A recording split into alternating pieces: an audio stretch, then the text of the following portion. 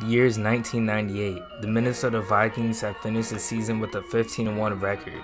They averaged a league-leading 34.8 points per game, and they had 10 Pro Bowl selections. They were led by the likes of Randall Cunningham, Chris Carter, Robert Smith, Gary Anderson, and a rookie Randy Moss. One of the more notable highlights of this season was the iconic Thanksgiving Day game by Randy Moss. In this game versus the Dallas Cowboys, he recorded 3 touchdowns on 163 yards and 3 catches.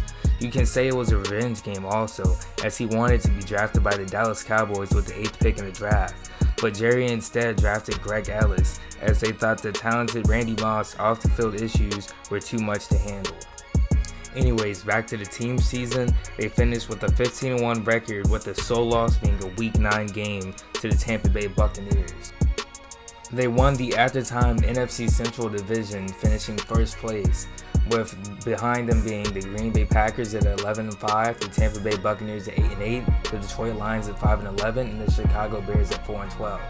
Like I stated before, the Minnesota Vikings were 15-1, and then it was time for the playoffs. In the divisional round, they found themselves matched up with the Arizona Cardinals. They won the game pretty convincingly with a final score of 41-21 at home in the Metrodome. And then it was time for the NFC Championship. One game away from the Super Bowl, but things didn't go as planned. And the stage was set.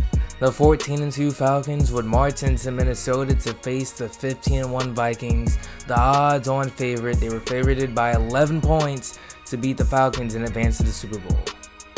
And the Vikings would jump out to a 20-7 lead, and right before half, with 56 seconds left, the Falcons would get a much-needed answer to cut the lead down to 20-14 right before halftime. Then the whole quarter later, the next touchdown would come as the Vikings thread the needle in to get a touchdown to extend their lead to 10 points in the NFC Championship, inching closer and closer to that Super Bowl appearance they've had locked the whole season. And then the Falcons would, in an attempt to answer, would throw a bomb deep downfield, which was caught, but the receiver would get caught up too, and they would end up settling for a field goal. And then the Vikings would get the ball back with a chance to ice the game. And on third down, a crucial third down, they cannot pick up the first down, and it would set up this huge field goal with a chance to ice the game. And Anderson hasn't missed in 2 years. So that's a pretty good bet. If you say, do you think Gary Anderson will make this field goal? The answer should probably be yes. 39 yards away, and it's not good. The Falcons have one timeout. They have the ball as Anderson misses. Pulled it left. Yes, you heard that right. A kicker who hadn't missed a field goal in 2 years. He made 122 straight field goals and was selected to a Pro Bowl this season, missed a 39-yarder with a chance to take his team to the Super Bowl. The greatest announcer jinx of all time.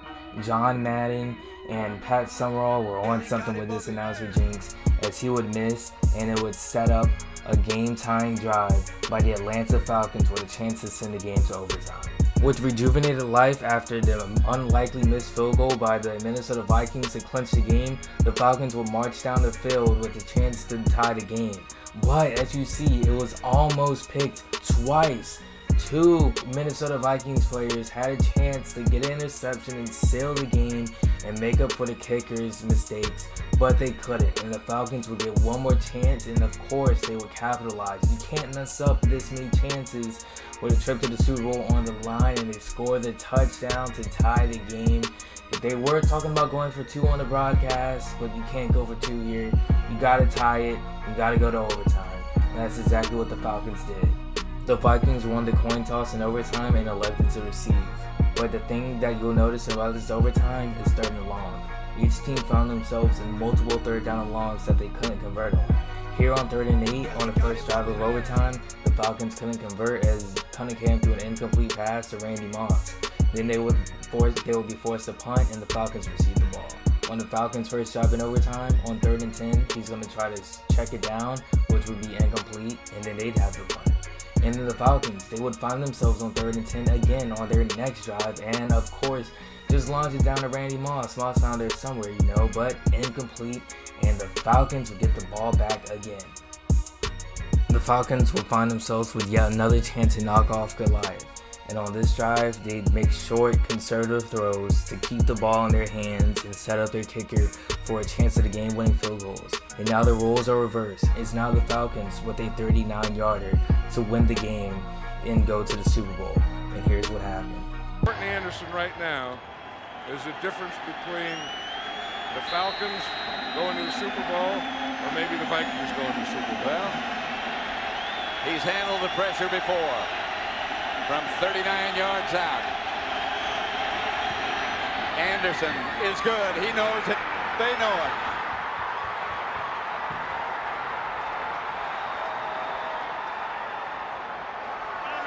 Morton Anderson from 38 yards officially. Morton Anderson and the Atlanta Falcons end it 30-27, and Atlanta goes to Miami. The Falcons would go on to lose the Super Bowl 34-19 to the Denver Broncos 2 weeks later, and it will mark the last time both franchises made a Super Bowl until 2016 when the Falcons choked the 28-3 lead to New England Patriots. Hope you enjoyed this video. Please like and subscribe if you did, and I'm out here. Peace.